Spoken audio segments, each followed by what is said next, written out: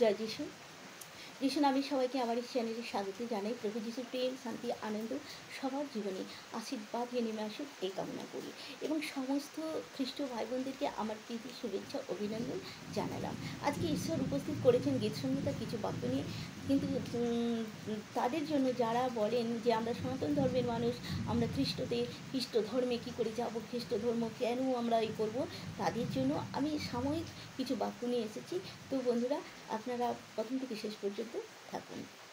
139-এর 13, 14, 15, 16 এবং 23 আর 24 এবং বলছে যে বৎসত তুমি আমার মর্ম রচনা করিয়াছ, তুমি মাতৃগর্ভে আমাকে বুনিয়াছিলে, আমি তোমার স্তব করিব, কেননা আমি ভয়াবহ রূপে ও আশ্চর্য রূপে নির্মিত। তোমার কর্ম সকল আশ্চর্য, তাহা আমার প্রাণ বিলক্ষণ জানে। আমার দেহ তোমা হইতে লুক্কায়িত ছিল না, যখন আমি গোপনে নির্মিত হইতেছিলাম, পৃথিবীর অধঃস্থানে শিল্পিত হইতেছিলাম, এবং তোমার চক্ষু আমাকে পিণ্ডাকার দেখিয়াছে। তোমার পুস্তকে সমস্তই লিখিত ছিল, যাহা দিনে দিনে গঠিত হয়েছিল, যখন সে সকলের একটিও ছিল না।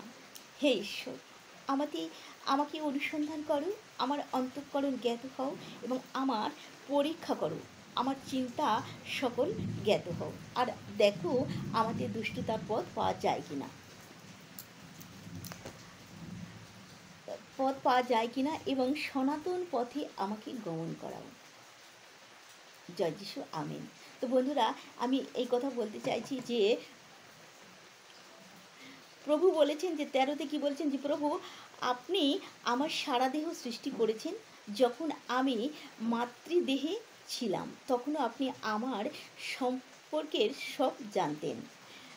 আর 14-তে কী বলেছে, প্রভু আমি আপনার প্রশংসা করি, আপনি অত্যন্ত বিস্ময় বিহ্বলভাবে ও চমৎকারভাবে আমাকে সৃষ্টি করেছেন, এবং আমি খুব ভালোভাবে জানি যে আপনি যা কিছু করেছেন সবই চমৎকার, এবং আপনি আমার সম্পর্কে সব কিছুই জানেন। মায়ের দেহে লুকিয়ে যখন আমার শরীর বড় হচ্ছিল, তখন আপনি আমার অস্থি মজ্জাকে পর্যন্ত লক্ষ্য করেছিলেন। আমার প্রত্যেকটি অঙ্গ প্রত্যঙ্গকে আপনি বাড়তে দেখেছিলেন। আপনার গ্রন্থে আপনি সে সম্বন্ধে লিখে রেখেছেন, এবং প্রত্যেক দিন আপনি আমার ওপর লক্ষ্য রেখেছেন, তার মধ্যে একটিও হারিয়ে যায়নি। আবার কি বলেছেন, হে প্রভু, আমার দিকে দেখুন এবং আমার অন্তঃকরণ জানুন, আমার পরীক্ষা করুন এবং আমার চিন্তাগুলো জানুন, দেখুন কোনো মন্দ চিন্তা আমার মনে আছে কি না, এবং আমাকে সেই পথে পরিচালিত করুন, যে পথ চির বিরাজমান থাকে। জয় যিশু, আমেন। তো এখানে সনাতন পথ বলতে চির বিরাজমান থাকে, যে পথ চির বিরাজমান, সর্বদাই সারা জীবন পৃথিবীর লোক থেকে, পৃথিবীর শুরু থেকে যে পথ, সনাতন হচ্ছে পথের নাম, সনাতন ধর্ম নয়, যে পথ সারা চির বিরাজমান থাকে, সর্বদাই সঙ্গে সঙ্গে সর্বদাই থাকবে যে পথ, সেই কথা বলেছেন। তো বন্ধুরা তাহলে কি বলেছেন, যে ঈশ্বর আমরা বলি বিভিন্ন জাতের মানুষ, আমাদের এই সামাজিক ব্যবস্থার মধ্যে বিভিন্ন জাতের মানুষ আছে। তো এখানে জাত বিদ কিছু নয়, ঈশ্বরের কাছে ঈশ্বর বলেছেন যে জাতের পরিবর্তন নয়, কিন্তু মনের পরিবর্তন করার কথা বলেছেন। মন পরিবর্তন করুন, স্বর্গরাজ্য সন্নিকট, সেটা হয়তো আমি পরে ভিডিওতে আনবো।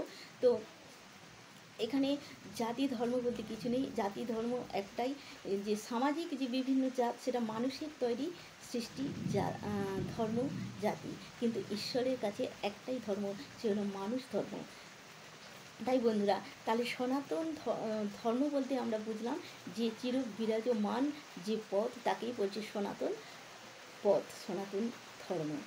তো বন্ধুরা, ঈশ্বরের কাছে যিনি সৃষ্টি করেছেন, তার কাছে সব এই সামাজিক ধর্মের মানুষ, সব ধর্মের মানুষ যেতে পারে, কিন্তু ধর্ম, এখানে ঈশ্বর ধর্ম বলে কোনো সৃষ্টি করেননি, সবাই এক, ঈশ্বরের কাছে সবাই এক, তারা হলো মানব ধর্ম। জয় যিশু, হালেলুয়া। ঈশ্বর ভালো থাকবেন, সুস্থ থাকবেন। আমি এই বাক্যের মধ্যে সামান্যতম হলেও আপনাদের বোঝাতে পেরেছি, আশা করি ঈশ্বর আশীর্বাদ করুক সবাইকে। জয় যিশু, আমেন। ভালো থাকবেন, সুস্থ থাকবেন।